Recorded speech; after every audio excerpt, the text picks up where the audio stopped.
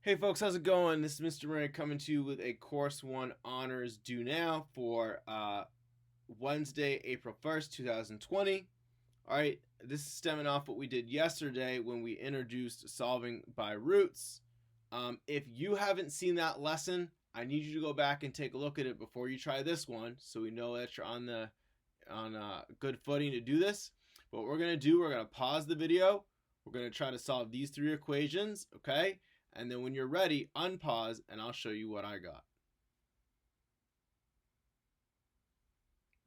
So moving on down, the idea is essentially we're going to get x alone. We're allowed to solve for x because the big thing in common is there's no b value. And when you have no b, that means that factoring is most likely not going to be a method to do it unless you could, you had like a difference of squares. All right, but in this case, you do not. Okay, so a couple ways to solve this. I could technically divide both sides by 2.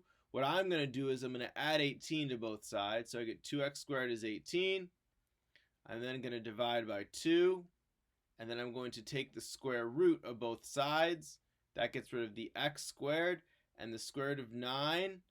So what that means is that x has to either be positive 3 because 3 times 3 is 9, or negative 3 because negative 3 times negative 3 is also 9. So you could either write it like that, or you could write it as x equals 3, x equals negative 3. Your choice how you want to do it, but you have to convey that message that either it's 3 or negative 3. And if we try this, right, 3 squared is 9, 9 times 2 is 18, 18 minus 18 is 0. Okay, that's a way to quickly check. Moving on to the next one, it's going to be a similar idea. So first what we're going to do is we're going to add 60 on both sides. Then we're going to divide by 3.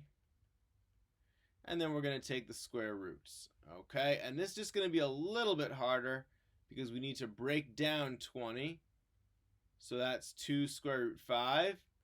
So x has to be either equal to plus or minus 2 root 5.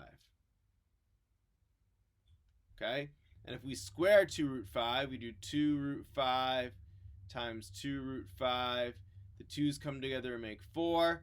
The root of 5 and the root of 5 comes together and makes 5. So we get 20.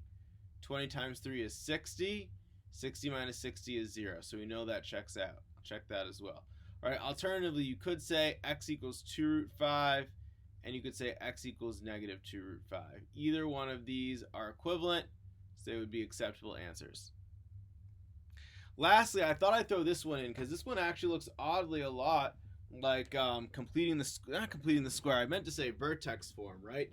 On the left, you have something that looks like vertex form. And next year, what we're going to talk about is actually a method called completing the square. And completing the square turns whatever you have on the left into a square, whereas you might not have one. So that could be a cool strategy to use. Here, it's going to be a similar strategy. So the first thing I want to do is I want to get the square alone. And I'm using this mostly because I saw this done on Khan Academy. So I wanted to give you guys another challenge. So I have x plus 3 in parentheses squared equals 100. So you can't take the square root because it's too difficult when you have two things here. But notice now you have one thing on each side. Like right on the left, you have x plus 3 squared. On the right, you have 100. So now I go ahead and I take the square root. On the left, the square root cancels with the square. And on the right, either I've got plus 10 or minus 10. Now, the challenge here is you do need to get x alone. So I'm not done yet. I do need to subtract 3 and subtract 3. So I get x equals negative 3 plus or minus 10. And so if it's a positive 10, right, I've got negative 3 plus 10. And if it's negative 3 minus 10, I get negative 13. Okay, let's go ahead and check our work. So I do 7 plus 3 is 10. 10 squared is 100. 100 plus 5 is 105.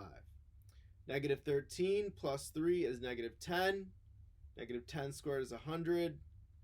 100 plus 5 is 105. Okay, so just to recap, for question 1, we got 3 and negative 3. For question 2, we got 2 root 5 and negative 2 root 5. And for question 3, we got 7 and negative 13. Okay, I sincerely hope you're able to get all of these right. Today we're going to continue to press ahead with our solving by square roots. So keep it up. Keep the good questions coming. I'm looking forward to seeing everyone on the Google Hangouts in a couple days. And remember, you can do it. All right, thanks for watching. Feel free to subscribe to stay updated with my latest videos.